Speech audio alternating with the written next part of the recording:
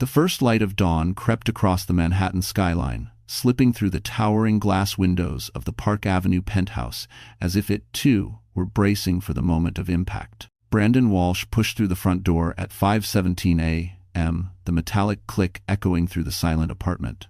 His tuxedo jacket hung loosely over his arm, still carrying the faint scent of Aubrey's expensive perfume, sharp, sugary, unmistakable. His tie was crooked, his hair was tousled, and his smile, drunk, lazy, triumphant, was the smile of a man certain he would never pay the price for anything he did. He tossed his Mercedes key fob onto the marble console, barely missing a framed photo of him and his wife on their last anniversary. Lillian leaning into him, a soft smile on her face, her eyes glowing with the kind of sincerity Brandon never deserved. He glanced at the picture for half a second, then scoffed under his breath and walked toward the bedroom. The penthouse was unusually still. No sound of the kettle humming, no soft footsteps, no distant rustle from the nursery room Lillian had been preparing. Nothing, just a cold, heavy silence that pressed against his skin. He didn't notice it. He didn't notice anything. Not until he opened the bedroom door. The sunlight touched the bed first, illuminating the immaculate white sheets and the single, devastating object resting on his pillow. Brandon blinked, confused. His steps slowed. There it was. A stack of papers, neatly aligned, unsmudged, waiting. A gold wedding ring sat beside it like a punctuation mark. And on top of everything, one photo from a sonogram. His sonogram, their child. Brandon's smile vanished. He moved closer, the air thickening with every step. His throat tightened as he picked up the document. Petition for divorce. State of New York. His name. Her signature. Dated yesterday. His pulse quickened. A faint buzzing filled his ears. The room felt smaller, the walls closing in, suffocating him. He flipped the page. A USB drive was clipped to the second sheet. Beneath it, one handwritten note in Lillian's delicate, steady handwriting. When you came home late the first time, I forgave you. When you lied the 10th time, I broke. Last night was my answer. I choose our child over your betrayal. By the time you read this, I'm gone. Do not look for me, Lillian. He dropped onto the edge of the bed, gripping the papers, breath shallow. For the first time in years, Brandon Walsh felt something unfamiliar. Not guilt, not regret, but fear. A deep, primal fear that the woman he thought would never leave him had walked out of his life forever. And this was only the beginning of his downfall. The worst part was still waiting inside that USB.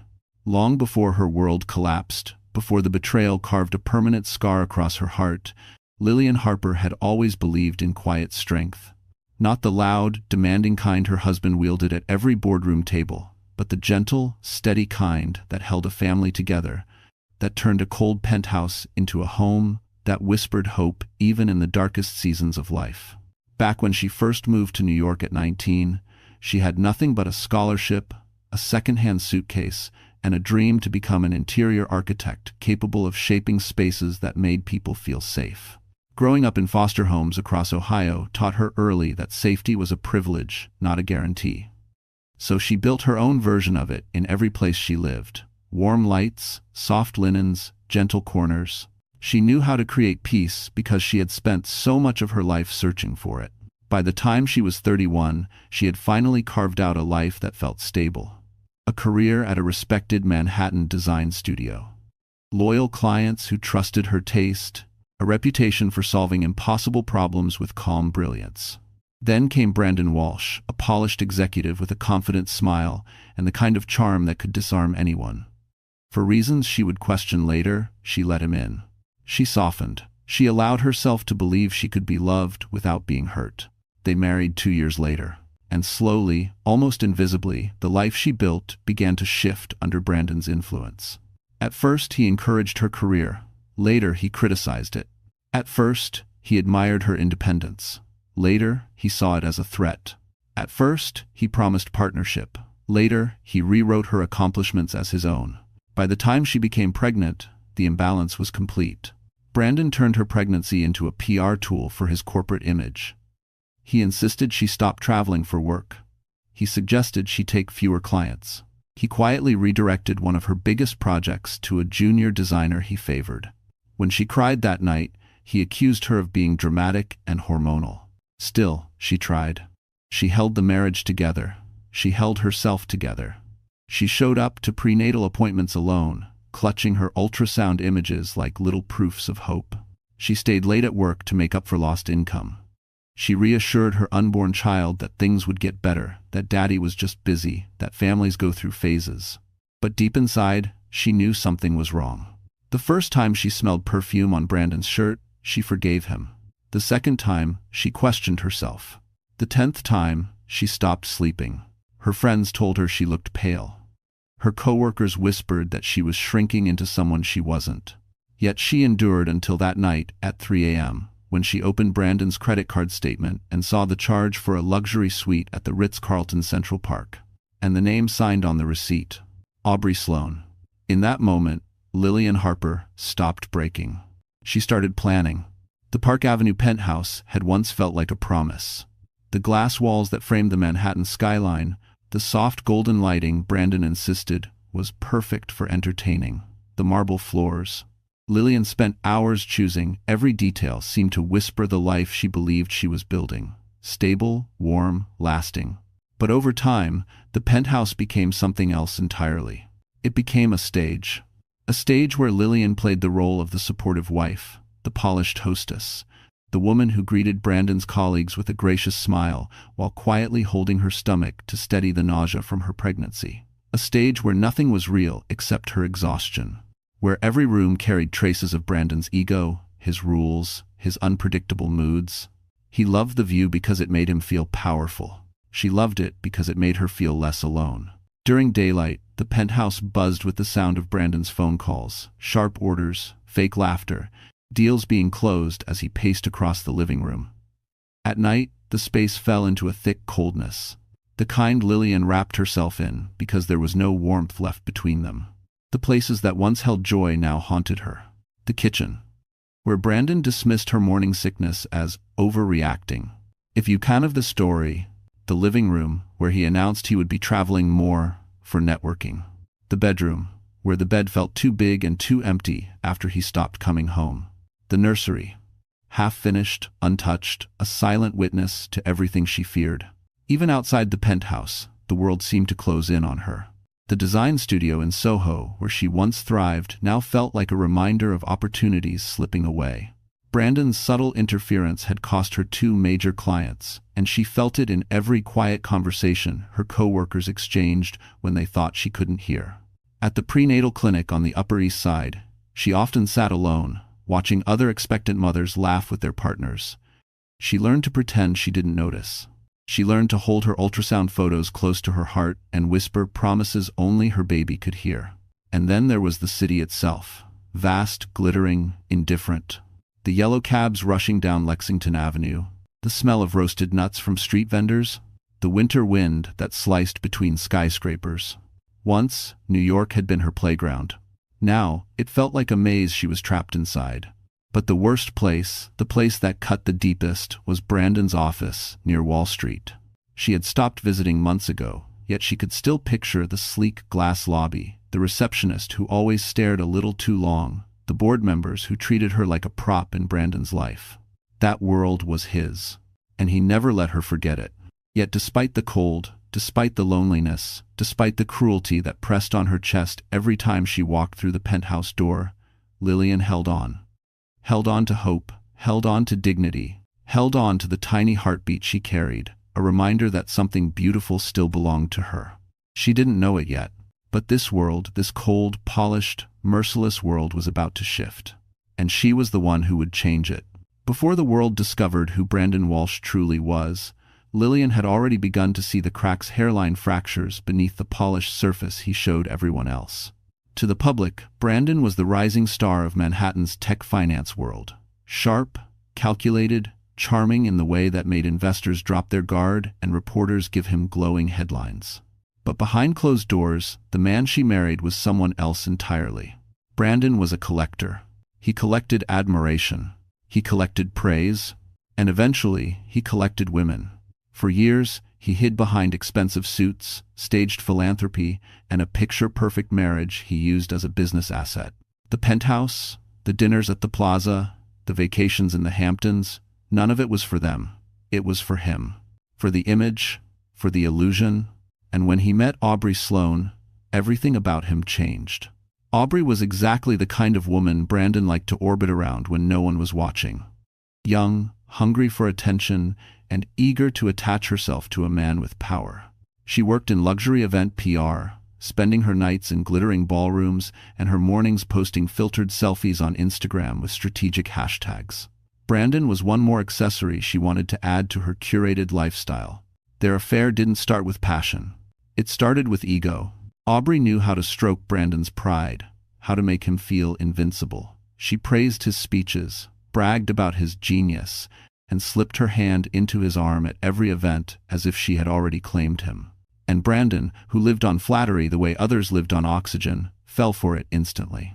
Signs of the affair trickled into Lillian's life, slowly like poison disguised as perfume. A lipstick stain inside a shirt collar. A late-night charge from a rooftop bar on Fifth Avenue. A text message on Brandon's phone that he claimed was a work joke. But the moment that shattered everything wasn't a message or a receipt. It was the anonymous photo. It arrived one evening while Lillian was sitting on the bedroom floor, folding tiny baby clothes. Her phone buzzed. No name, just a New York number.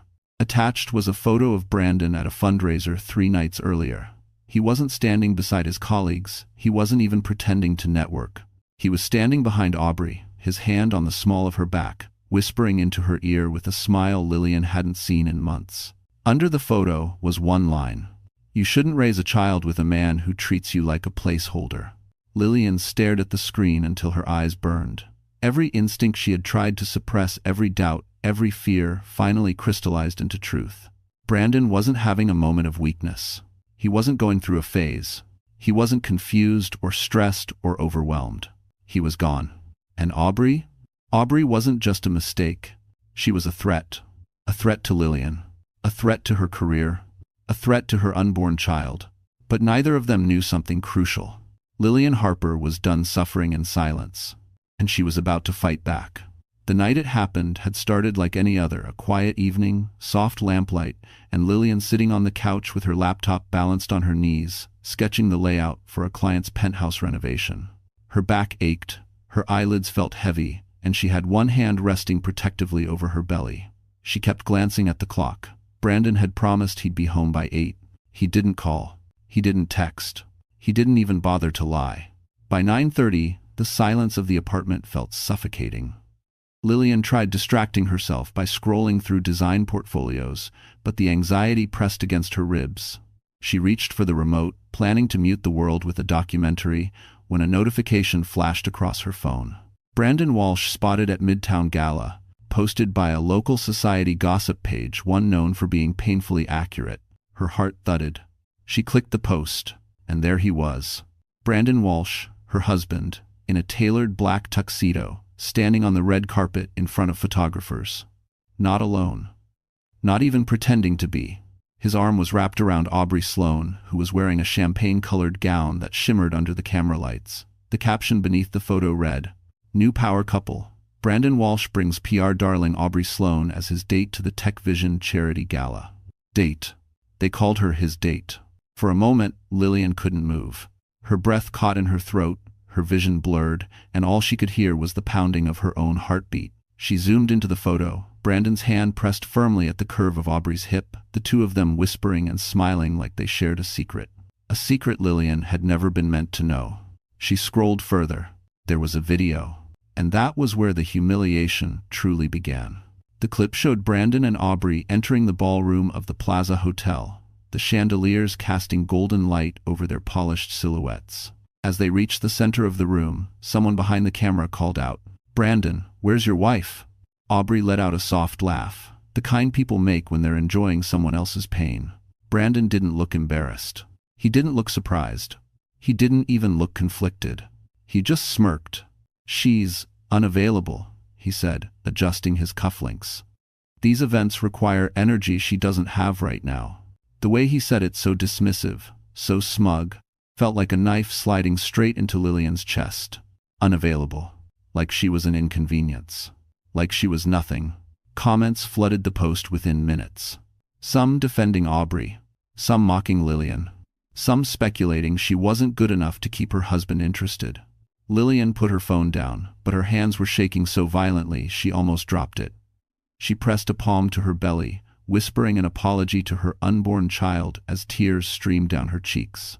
It was no longer suspicion, no longer fear.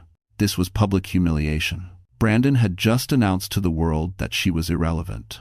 But he had also, without knowing it, given her the strength she needed to walk away. And the world was about to watch her rise. The hours after the gala felt like moving through a storm she couldn't escape. Lillian tried to sleep, tried to calm her racing heart, but every time she closed her eyes, she saw the image of Brandon's hand on Aubrey's waist. The humiliation twisted inside her like a blade. By midnight, she was pacing the living room barefoot, clutching a throw blanket around her shoulders like armor she didn't believe in. The city outside sparkled, indifferent to her pain.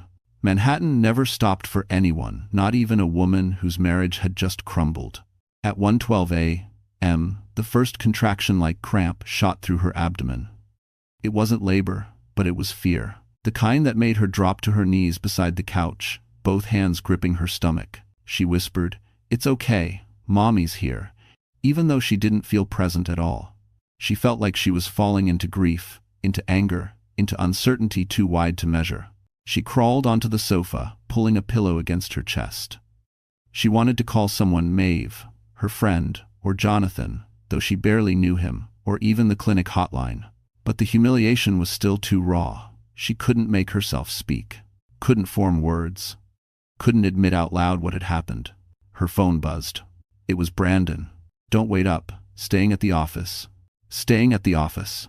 He was still lying. Even after being photographed with his mistress in front of the entire city, the sob tore out of her before she could stop it. She curled into herself, her body trembling. Every insecurity she'd buried, every fear from her childhood, every wound from being moved between foster homes, every moment she felt unwanted, rushed back like floodwater breaking through a dam. She thought she had grown past those things. She thought she had built a better life. But betrayal had a way of reopening the oldest scars. By 2 a.m., the cramps were worse. She could barely stand when she forced herself into the bathroom, splashed cold water on her face, and stared into the mirror. Her reflection startled her. Her eyes looked hollow. Her lips were pale. Her skin seemed drained of warmth. She looked like a ghost haunting her own life. Trembling, she slid down the wall until she was sitting on the cold tile floor. Her phone slipped from her hand, landing beside her with a soft thud. She pressed both palms against her belly again and whispered, voice shaking, "I'm sorry you have to feel this. I'm so sorry." She didn't know how long she sat there. Minutes, an hour, maybe longer. The pain eased, but the fear didn't. Exhaustion eventually forced her back to the living room, where she pulled the blanket around herself once more. She remembered something Maeve had once told her. Breaking isn't the end. It's the warning sign that you can't stay where you are. At the time, Lillian hadn't understood what it meant, but now shaking, humiliated, alone in the penthouse she once called home, it made sense. This was the breaking. The moment before everything changed, and in the morning, she would finally decide what came next.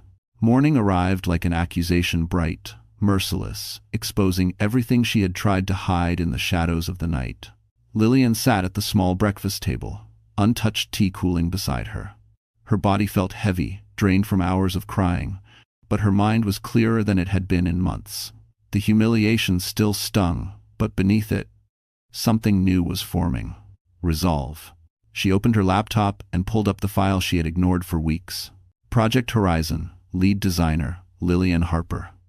Street. It was the biggest contract of her career, one she had spent 6 months developing before Brandon quietly transferred credit to someone else. She remembered confronting him in the hallway outside the nursery. "Why did you remove my name?" He didn't even hesitate. "Because you're pregnant, Lillian. You can't handle the pressure. Someone reliable should take over." Reliable. Meaning, someone he controlled. Now, staring at the original designs, she felt something inside her ignite. She zoomed in, moved through the pages, tracing lines she had drawn with trembling excitement months before. Brandon had stolen this from her. But he didn't know one crucial thing. She still had the proof. At the bottom of her first draft was a time-stamped signature and a digital certificate automatically generated by her design software. It contained her ID, her login, and the date, 6 months before the junior designer Brandon favored even joined the team. A legal timestamp, a copyright marker, a weapon. Her heartbeat picked up. She clicked open another folder, one she hadn't touched since the night everything fell apart. Inside were screenshots, email threads, a picture taken by a coworker who suspected something was off. Brandon told the board, "You were overwhelmed," the message read. "We know that's not true. If you ever need support, I'm here." She hadn't understood why the coworker sent that. Now she did. Brandon's lie hadn't been private. He'd dragged her reputation through the mud to justify stealing her work. Her fingers trembled as she reached for her phone. She dialed Maeve. "You need to come over," she said, voice thin but steady. "I found something." Maeve arrived 20 minutes later, hair pulled back, wearing the same navy blazer she used in court. When Lillian showed her the digital certificates, the copied emails, and the project timeline, Maeve's expression shifted from concern to shock to something fierce. "Lillian," she whispered, "he didn't just cheat on you. He sabotaged your career. I know. This isn't just grounds for divorce. This is grounds for a lawsuit, a big one." Lillian swallowed. Her hand drifted to her belly again. "I want to protect my baby," she said softly. "I don't want him growing up with a father who destroys people." Maeve reached across the table, squeezing her hand. "Then listen to me carefully," she said. "You're not powerless. You have leverage Brandon doesn't even know exists." And then she gave Lillian the words that would become the foundation of her entire comeback. "You're not leaving this marriage broken," Maeve said. "You're leaving it with everything Brandon tried to take from you." Lillian inhaled shakily. For the first time, she believed it. The next 72 hours moved with a clarity Lillian hadn't felt in years. Something inside her had shifted, a steel core awakening beneath the bruised softness. She was still heartbroken, still exhausted, still carrying the weight of a child inside her, but she wasn't helpless anymore. Her world hadn't ended.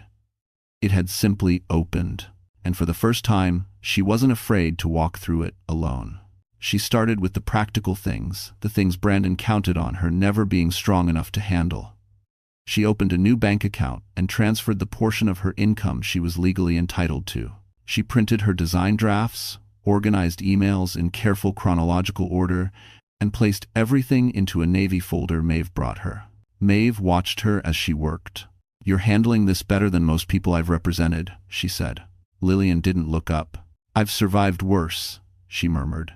She didn't say it out loud, but she remembered nights in foster homes when she counted cracks in the ceiling just to ignore the shouting downstairs. She remembered how she learned to pack a bag in under 10 minutes because sometimes she had to leave faster than she wanted. Survival wasn't new to her. She was simply rediscovering an old skill. On the second day, she went to the studio in Soho. The walk there felt surreal, her coat brushing her knees, the winter wind slicing down the avenues, the city humming around her. She hadn't told anyone she was coming. She just needed to see if she still belonged. When she stepped through the glass door, the room fell silent. A few colleagues looked up, startled. One of them, Alex, who had secretly sent her the photo months ago, stood from his desk. "Lillian, oh my God, are you okay?" She forced a small smile. "I will be." End quote. He guided her to her old workstation. Everything was exactly as she left it, the mood boards pinned neatly, the sample tiles stacked by color. The familiarity steadied her. "Brandon told everyone you were overwhelmed," Alex whispered. "No one believed him. He just didn't expect you to come back." Lillian's jaw tightened. "That's why I'm here," she said quietly, "to remind myself this place was mine before it was ever his." And Desiter. She spent the next 3 hours restoring her files, scanning through her blueprints, marking details on her iPad. With every line she redrew, she felt the fog inside her lift. For weeks, she had let Brandon shrink her world. Now, piece by piece, she was taking it back. By late afternoon, she walked out of the studio lighter, her steps more certain. Maeve was waiting for her outside with 2 cups of tea. "How'd it go?" Maeve asked. Lillian wrapped her fingers around the warm cup. "I remembered who I was," she said. "And that was enough." Maeve smiled softly. "Good, because what comes next, you'll need that version of yourself." Lillian looked up at the sky, gray, heavy, but open, then exhaled. Whatever storm was coming, she was no longer trembling through it. She was ready. It was supposed to be a quiet night. Lillian had planned to finish reorganizing the documents for Maeve and then finally get some rest. Her body was tired in the way only pregnancy could create: heavy feet, swollen hands, a constant pressure in her ribs. She stood in the nursery, smoothing her palm over the half-finished mural that she once painted with shy excitement. The soft colors, the little clouds, the watercolor moon, none of it felt real anymore. Then her phone buzzed. She almost ignored it. Almost. But the preview text froze her blood. He's here with her again. It was from Alex. Confused, she tapped the message. A link appeared. It opened to a live stream from the Metropolitan Crest Gala, one of the most exclusive events of the season, held at the ballroom of the Plaza Hotel. The camera swept across the glittering crowd, celebrities, CEOs, politicians, until it landed on two painfully familiar faces. Brandon, Aubrey, walking hand in hand down the marble staircase like royalty. Lillian's stomach twisted, but she forced herself to keep watching. She needed to see. She needed the truth laid out in front of her, with no more denial, no more pretending. Brandon paused at the bottom of the stairs, adjusting his cufflinks. Aubrey leaned into him, whispering something that made him grin, the same grin he used to reserve for Lillian when the world felt too big and he wanted to make her laugh. Now, it belonged to someone else. The reporter stepped forward.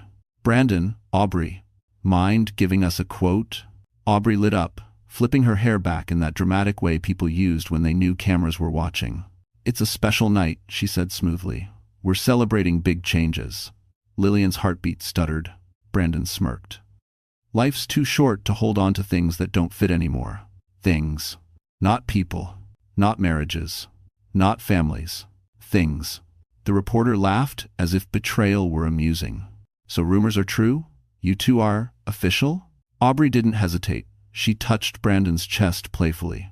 Very, she said. The crowd around them applauded. Flashes burst like fireworks. Someone shouted, "Where's your wife tonight, Brandon?" His answer came without shame. Where she belongs, at home. Lillian's vision blurred.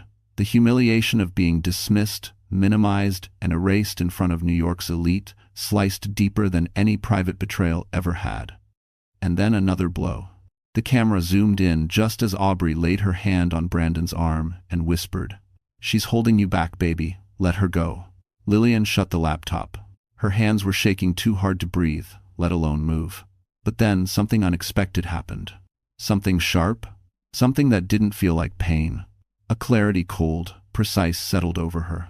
He wasn't coming back. He didn't deserve to. And she wasn't going to wait one more night for him to choose her. The choice was already made. She stood up, steadying herself with one hand on the wall. Tomorrow, she would become someone Brandon never expected. Tomorrow, she would disappear from his world. Lillian didn't sleep after watching the gala stream. She spent the rest of the night sitting on the nursery floor, her back against the wall, her hands wrapped around her belly as if protecting the tiny heartbeat inside her from the world outside. The room was dim, lit only by the moonlight slipping through the half-closed blinds. In that quiet glow, the truth became painful, but undeniable. She wasn't leaving because Brandon cheated. She wasn't leaving because he humiliated her. She was leaving because staying meant slowly disappearing. At 4 a.m., she rose with a steadiness she didn't fully understand. She moved through the penthouse like a ghost, reclaiming her freedom. No tears, no hesitation. It was as if her body already knew the path she had to walk, and now her heart was simply catching up. She took out a small suitcase, one she hadn't touched since their last anniversary trip, and placed it on the bed. She packed only essentials: a few clothes, prenatal vitamins, her laptop, the folder of documents Maeve had helped assemble. She left behind dresses Brandon liked, jewelry he bought for photo ops, and all the carefully staged pieces of the life he crafted for her image. Next came the ring. She slid it off her finger. It left a faint, pale circle on her skin, a ghost of promises broken. She placed it gently on his pillow, right where his head rested when he pretended to love her. Then she turned to her desk, opened her notebook, and wrote the letter she had been holding inside her chest for far too long. Her handwriting trembled, but her words were clear, sharper than she expected. Brandon, this marriage was supposed to be a place where we grew, not a place where I shrank. I will not raise a child with a man who lies, cheats, and humiliates the woman who built a home for him. By the time you read this, I will be somewhere safe. Please do not try to find me. I am choosing peace for myself and our child, something you were never willing to give. Lillian. She folded it carefully, placed it next to the ring, and stepped back. The silence of the penthouse felt different now, not oppressive, but empty, cleansed, like a stage after the curtain falls. She walked to the living room one last time, touched the frame of the sonogram photo hanging on the wall, and whispered, "We're leaving, baby. We deserve better." At 5:02 a.m., she grabbed her coat, slipped on her flats, and opened the front door. The city outside was still dark, still half asleep. A light mist hung in the air, softening the glow of the street lamps. She didn't look back. Maeve was waiting for her at the curb, engine running, eyes fierce with loyalty. "Ready?" Maeve asked gently. Lillian nodded, more than ever. She climbed into the car. As the penthouse faded into the distance, the weight on her chest finally lifted. She wasn't escaping. She wasn't defeated. She was beginning. Brandon stumbled into the penthouse just after dawn, still riding the high of the gala, Aubrey's perfume clinging to his collar. The night had fed every part of his ego, flashing lights, whispered praise, another magazine editor promising him a feature. He felt invincible, untouchable, on top of the world. So he didn't notice the wrongness at first. Not the silence. Not the emptiness. Not the faint draft coming from the slightly open balcony door. He kicked off his shoes, loosened his tie, and walked toward the bedroom with a self-satisfied smirk. He rehearsed the excuse he planned to give Lillian another late meeting, maybe a networking emergency. She would believe it. She always did. But when he reached the bedroom door, the smirk slowly dissolved. The bed was made. Perfectly made.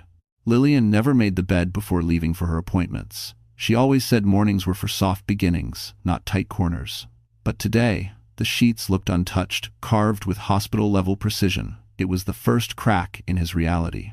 "Lil?" he called, forcing a casual tone. "You up?" Silence answered him. He stepped closer, and that was when he saw it, the small silver object glinting on the pillow. His ring, her ring, and beneath them, a neatly stacked bundle of papers. His chest tightened. No, she wouldn't. He grabbed the stack and flipped the first page. Petition for divorce. State of New York. His breath froze in his lungs. He scanned the lines, grounds, claims, attachments. His vision blurred. His hand shook. And then he saw it.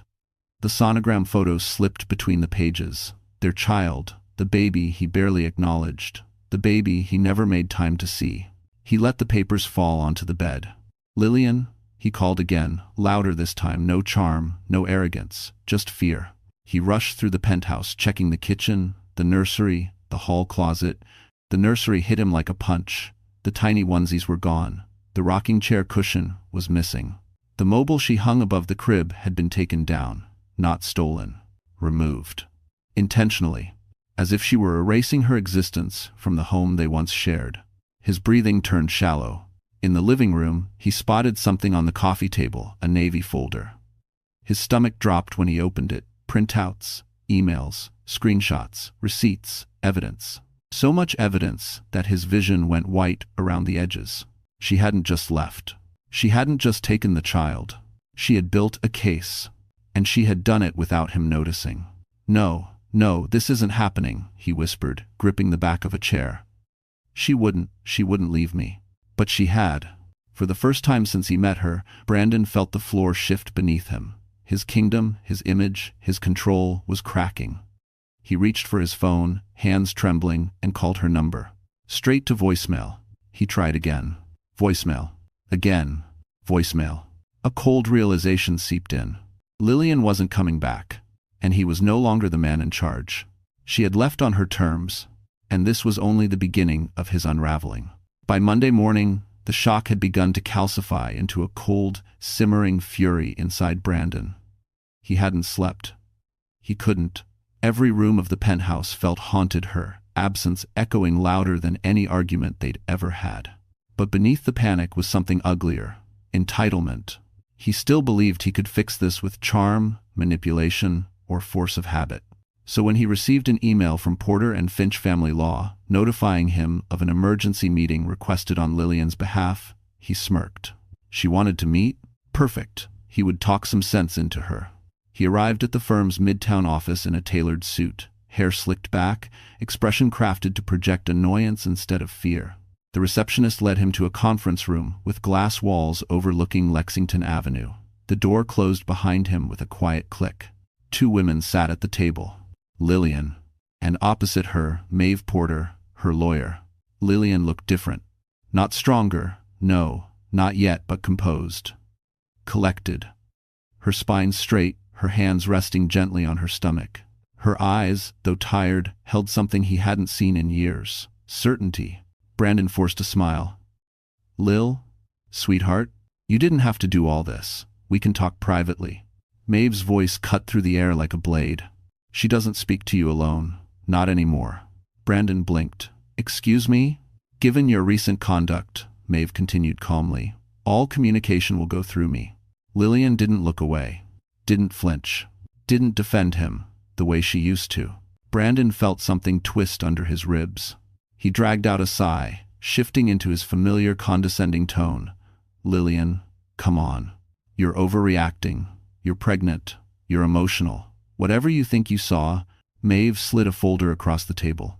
Whatever she thinks she saw, she repeated softly. You mean the live stream watched by half of Manhattan? Brandon's jaw tightened. Maeve continued, her voice polite but ice cold. Let's begin. Lillian is filing for divorce on grounds of adultery, emotional abandonment, and career sabotage. Brandon barked a disbelieving laugh. Career sabotage? That's ridiculous. Exfession. Maeve opened another file. Your emails transferring her project to a junior designer say otherwise. His face drained. And then, she added, sliding forward a printed receipt. We have the Ritz-Carlton suite you booked under a corporate card.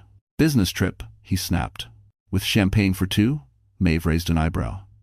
And Miss Sloane signing the receipt? A vein pulsed in Brandon's neck. He turned to Lillian at last, frustration boiling over. Why are you doing this? You're my wife. Her reply was soft. I was your wife, she said, until you made sure I didn't exist in your life anymore. He swallowed hard. Something in her tone, calm, steady, utterly done, rattled him more than any accusation. Maeve gathered the documents. Here's how this works, Mr. Walsh. You cooperate, or we move straight to court, where every detail of your behavior becomes public record. Brandon finally understood. He wasn't negotiating. He wasn't in control. He wasn't intimidating anyone. He was losing. And Lillian wasn't afraid of him anymore. Thank you for watching. The Bagersias likes brag. They met the next afternoon at a quiet cafe near the Brooklyn Promenade. It was small, warm, nothing like the sleek restaurants Brandon preferred. Lillian slipped into a corner booth, instinctively pulling her coat closer around her belly. When Jonathan walked in, he searched the room until his eyes found hers and his expression softened. You look tired, he said honestly, sitting across from her, but stronger. She let out a shaky laugh. I don't feel strong. You left, he said. That's strength. The simplicity of the statement hit her harder than she expected. Tears pricked her eyes, but she blinked them away. They talked for nearly 2 hours. About design, about her future, about the baby, about everything she hadn't allowed herself to dream of in months. At the end, Jonathan reached into his briefcase and slid a folder toward her. I have a proposal, he said quietly. Something that belongs to someone talented, someone honest, someone I trust. He met her eyes. Someone like you. She opened the folder and froze. A contract, a lead role, a new start. Jonathan smiled gently. You walked away from a nightmare, Lillian. Now I want to help you walk into something better. And for the first time since leaving Brandon, she felt hope. For the first time in months, Lillian woke with a sense of purpose instead of dread. The morning light spilling into Maeve's apartment felt warm, not harsh. Her body still carried exhaustion, but her spirit, fragile as it was, finally had space to breathe. She moved slowly, one hand supporting her belly, the other brushing across the folder Jonathan had given her the day before. The contract inside wasn't just a job offer. It was a validation, a lifeline, a door back into the world Brandon tried to shut her out of. By noon, she met Jonathan again, this time at his firm's temporary workspace inside a renovated historic building near the Brooklyn Bridge. It was bright, modern, filled with natural wood and greenery, the opposite of Brandon's cold corporate environment. Jonathan stood when she entered. "You came," he said, his voice warm. "Of course," Lillian replied, surprising herself. "I want to work again. I need to." "And Wallenwein?" He nodded, guiding her deeper into the space. "Good. Because I didn't offer you this out of pity. You're talented, Lillian. You always were." She swallowed. Praise still felt strange, like she wasn't allowed to accept it after so long being diminished. They walked into the conference room. Blueprints were spread across the table, clean lines, bold shapes, an ambitious luxury project for a hotel redevelopment overlooking the San Francisco Bay. Her pulse quickened. "This is your project," Jonathan said. She glanced up sharply. "Mine?" "But no," he corrected gently. "Yours. You'd be the lead architect. I trust your vision." The words hit her deeper than she expected. She rested her hands on the edge of the table, staring at the design proposals. A wave of something powerful, relief, pride, disbelief, rolled through her. "Jonathan, I don't know what to say." "Say yes," he said simply. She did. "Undersuit, undersea, undersuit, in the wants and tender sea and dawn undersea." The following days became a quiet transformation. Lillian spent hours sketching on her iPad, reviewing materials, shaping concepts with a focus she hadn't felt since before her pregnancy. The baby kicked often, as if cheering her on. She joked with Jonathan that the child was already bossy, and the warmth in his eyes told her he liked hearing her laugh. At the studio, co-workers she hadn't seen in months congratulated her. Alex brought her hot chocolate every morning. The junior designers listened intently when she spoke. No one treated her like she was fragile. No one dismissed her because she was pregnant. No one tried to silence her ideas. Piece by piece, she was reclaiming her identity. One afternoon, as she reviewed glass facade options, Jonathan approached her with 2 mugs of tea. "You look different today," he observed. "How?" "Like someone who remembered she belongs in the room." The words wrapped around her like a blanket. She looked down at the sketches, at her growing belly, then back at Jonathan.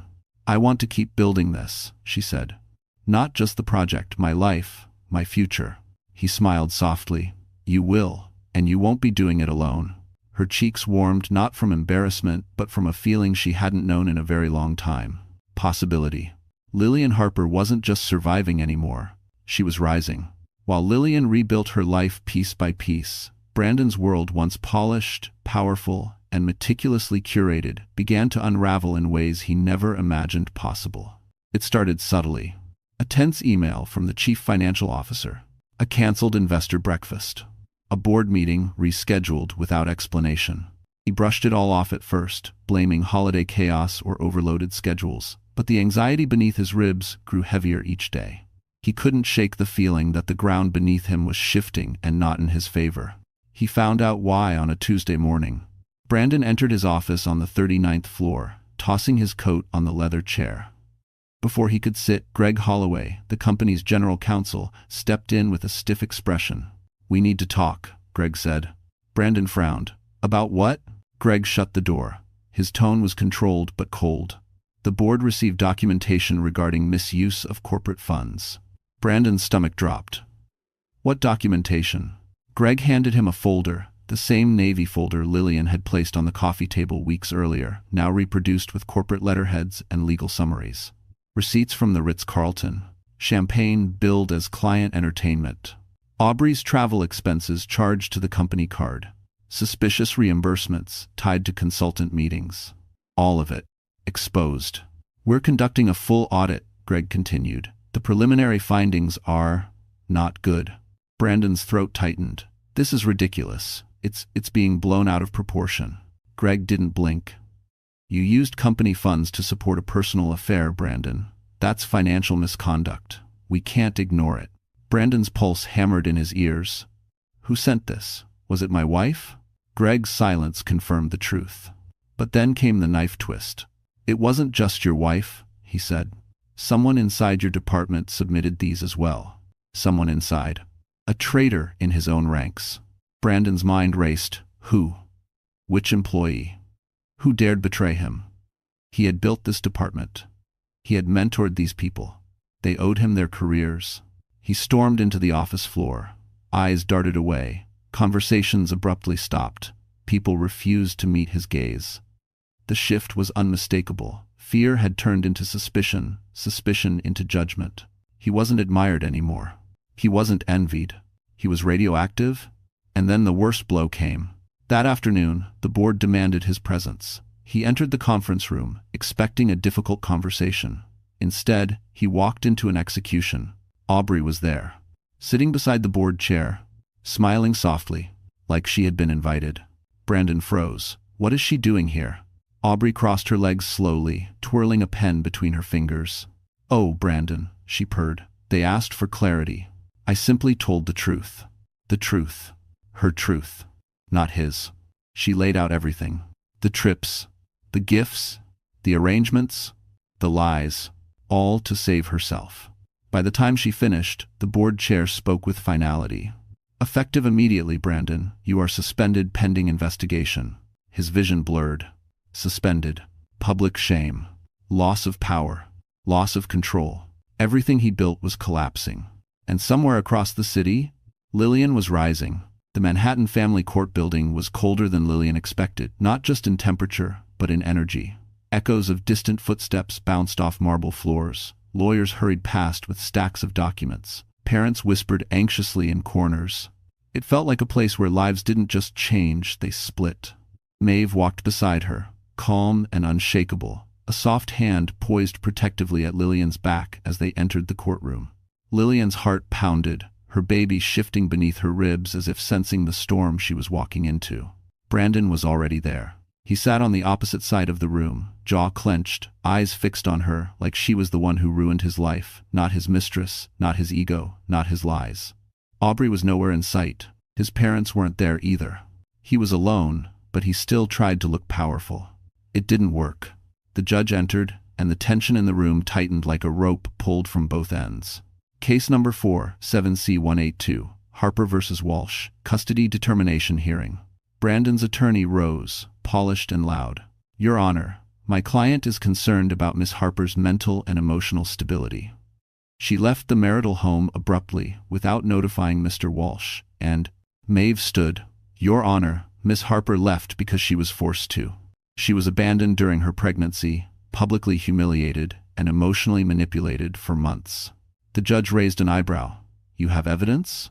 Maeve lifted a thick binder, the one they'd spent nights preparing. Yes, Your Honor. She approached the bench and presented screenshots of the gala, time-stamped transactions from the Ritz-Carlton, emails showing Brandon's lies, medical notes from Lillian's stress-related hospital visit, and then the most damning piece, Brandon's attempt to transfer Lillian's design copyright behind her back. The judge flipped through the pages with cold, meticulous focus. Brandon shifted, stiff in his seat.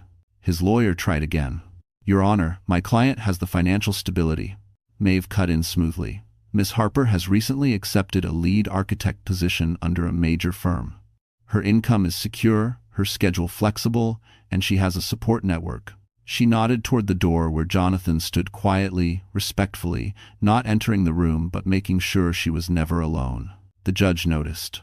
Brandon's face reddened. So that's what this is? He muttered under his breath. You found someone already. Lillian finally spoke. Her voice was soft, steady, sharp enough to cut glass. This isn't about you, Brandon. It's about our child, and I will not let you use him the way you used me. A hush fell over the courtroom. The judge leaned forward. Mr. Walsh, do you dispute the evidence presented? Brandon opened his mouth, but no words came out. Just silence. Heavy, incriminating silence. The judge closed the file. Given the documentation of emotional neglect, misuse of funds, public misconduct, and the stability of Miss Harper's current living arrangements. She paused, letting the weight settle. I award full custody to Miss Harper. Mr. Walsh will receive supervised visitation pending further review. Untracked. Brandon's world collapsed in a single sentence. Lillian exhaled shakily, tears filling her eyes not of fear, but of relief. For the first time, someone powerful had protected her. And this time, it was the law. The custody ruling shook Brandon harder than any board meeting, any headline, any scandal swirling around him. Losing control of Lillian was one thing. He believed he could eventually bully or manipulate his way through that. But losing control of his child, that pierced him in a place even he didn't understand. And yet, fate wasn't done with him. Not even close. 2 days after the hearing, Brandon stormed into his office building, still suspended, still disgraced, but unwilling to accept his fall. He planned to demand a review, threaten lawsuits, force the company to respect him again. Power had always obeyed him. He believed it still would. But the moment he stepped through the glass doors, he sensed it. Stares. Whispers. A quiet, trembling unease. People weren't just avoiding him now.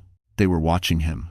He pushed into his office, slamming the door. His phone buzzed with a message from an unknown email address. Check your corporate inbox. You should know who turned on you. He froze. Slowly, hands rigid with dread, he opened his company email. There it was. A forwarded chain of documents. Internal audits. Private messages. Financial irregularities. And a confession. Someone from inside his own department had submitted a whistleblower report to the board before Lillian even filed for divorce. Brandon's eyes scanned feverishly until he found the name. Ethan Cole, his protégé. The one employee he thought worshipped him. No, Brandon whispered, voice cracking. He wouldn't. He slammed his fist on the desk, rage boiling in his chest. Ethan had been with him for 4 years, quiet, ambitious, eager to please. Brandon had handpicked him, groomed him, molded him. And now Ethan had betrayed him? The email continued. I supported him for years, but he crossed every line. The company deserves to know what he did. Lillian didn't deserve to lose her career because he needed control. Brandon read it twice, jaw-dropping. Ethan didn't do it for the company. He didn't do it for morality. He did it for Lillian. The office door opened suddenly. Brandon turned sharply, expecting security. Instead, Ethan stood in the doorway, calm, steady, no longer the timid junior analyst Brandon remembered. We need to talk, Ethan said. Brandon lunged forward, voice cracking. You stabbed me in the back. Ethan didn't flinch. You sabotaged Lillian's work. You spent company money on your affair. You lied to everyone and expected us to clean up after you. I'm done covering for you. Brandon laughed bitterly. Don't tell me you did all this for her. Ethan met his gaze without hesitation. Someone had to. For a moment, Brandon couldn't breathe. Ethan, the quiet shadow who always stood behind him, had become the hand that pushed him off the cliff. You ruined my life, Brandon spit. No, Ethan replied coldly. You did that yourself. He walked out, leaving Brandon trembling, alone with the truth that cut deeper than any punishment. The people he once controlled didn't fear him anymore. Some even despised him. And one of them, someone he underestimated, had chosen Lillian's justice over Brandon's power. Another crack in the empire. Another twist he never saw coming. The second time Lillian stepped into a gala ballroom, everything felt different. Months earlier, she had watched from a dim nursery as Brandon paraded Aubrey across marble floors, cameras flashing like fireworks around them. She had sat alone, humiliated, while the world called her irrelevant. Not tonight. Tonight the world would remember her name. The New York Design Renaissance Gala was held at the iconic Plaza Hotel, the same ballroom Brandon once used as a stage for betrayal. The same chandeliers that had watched her humiliation would now witness her rise. As Lillian approached the entrance, reporters turned. Guests paused mid-conversation. Conversations softened into whispers. Her presence carried a quiet gravity, a glow that wasn't about glamour, it was about survival, dignity, and the kind of strength that comes from rebuilding yourself piece by painful piece. She wore a simple midnight blue gown, elegant without screaming for attention. Her hair was softly curled, resting over her shoulders. The baby bump beneath the fabric was unmistakable, but instead of hiding it, she carried it with pride. A symbol of what she fought for. A symbol Brandon could never claim again. Jonathan greeted her at the top of the carpet, his smile warm and steady. You look incredible, he whispered. So do you, she said, letting him offer his arm as they walked inside. The ballroom stirred like a wave. People who once pitied her now looked at her with admiration. People who had whispered about her now fell silent. People who remembered the scandal now witnessed the truth. She hadn't broken. She had transformed. As they moved deeper into the crowd, industry leaders approached her. "Lillian, your latest proposal is brilliant. We've been hoping you'd come back to the field. Jonathan is lucky to have you on his team." Not a single mention of Brandon. Not a single whisper of pity. Only respect. Only recognition. Only Lillian. Halfway through the evening, Jonathan guided her toward the stage, where she would be presented with an award for Emerging Visionary Architect of the Year. When her name was announced, applause erupted, genuine, thunderous, overwhelming. Lillian froze, emotion catching in her throat. Jonathan leaned close. "Go," he murmured. "You earned this." She walked toward the podium, each step steady, each breath grounding her. When she reached the microphone, she scanned the room, faces glowing beneath chandeliers, all waiting for her voice. "Thank you," she began, her tone soft but resolute. "This year broke me in ways I didn't expect, but it also rebuilt me in ways I never imagined." A hush fell. "I lost things I thought were permanent. I found strength I didn't know I had. And tonight is proof that life doesn't end when someone stops choosing you. Sometimes, that's when life finally begins." The applause that followed wasn't polite. It was powerful. A wave of acknowledgement, of solidarity, of awe. From the corner of the room, a familiar figure watched, jaw tight, eyes dark. Brandon. No Aubrey beside him. No applause from his hands. Just the bitter taste of seeing the woman he once tried to break, rising on a stage he believed would always belong to him. Brandon Walsh had always believed two things. That power protected him, and that women, especially women who loved him, would never walk away. But that night at the plaza, as he watched Lillian standing on the stage he once dominated, receiving the applause he believed belonged only to him, something inside him snapped like a rotted beam under too much weight. He slipped out of the ballroom before the applause even died, fury burning beneath his skin. The world was supposed to admire him, not her. Never her. But fate wasn't finished teaching him what he truly was. And not Proves, and 100, and 100, and 100. 2 mornings later, Brandon arrived at the corporate tower where he once strode like a king. His ID badge didn't scan. He tried again. Red light. Access denied. The security guard approached, stiff and uncomfortable. "Mr. Walsh, your privileges have been suspended pending the board's vote." "What vote?" Brandon snapped. The guard swallowed. "Your removal from the company." Brandon froze. "That's impossible. I built this division." A voice interrupted him. "Actually, you gutted it." He people $7. Standing behind him was Diana Wells, the board chair. A woman he once bragged about charming over expensive wine. Now her expression was sharp, businesslike, untainted by the flattery he once wielded like a weapon. "We received the full whistleblower report," she said. "Every detail, every violation, every misuse of corporate funds." His stomach twisted. Ethan again. Of course it was Ethan. Brandon forced a laugh. "This is outrageous. I'll sue the board." You won't," Diana said coldly, "because if you push this, the criminal investigation will escalate. You could face indictment." The word hit him like a punch. Indictment. He felt sweat prick at the base of his neck. "You can't do this. I have a family." "No," Diana corrected. "You had one." His heart dropped. "Effective immediately," she continued. "You are terminated from your position at Walsh Harrington Tech, and the board will pursue repayment of all misused funds. And everyone's." The lobby went dead silent. Employees paused mid-step. Some stared, some whispered, some smirked. Brandon felt every pair of eyes slicing through him. His empire, everything he had built, crumbled with one sentence.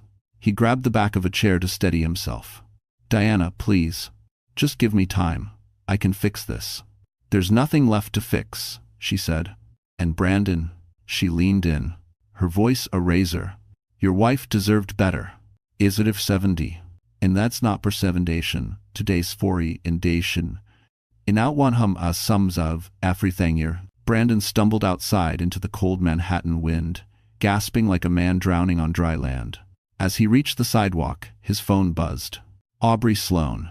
He answered instantly. "Aubrey, thank God." But her tone held no warmth. "Brandon, I can't be associated with you anymore. This fallout, it's bad for my brand." He blinked. Your brand?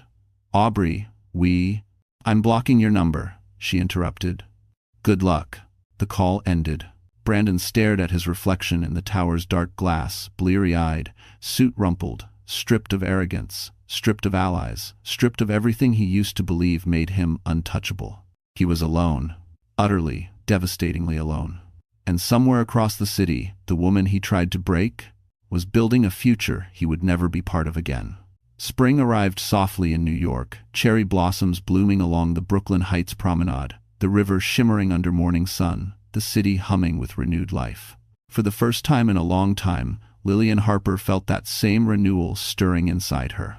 Maeve's apartment had become a temporary haven, but now she was moving into her own space, a bright, sunlit two-bedroom near the waterfront.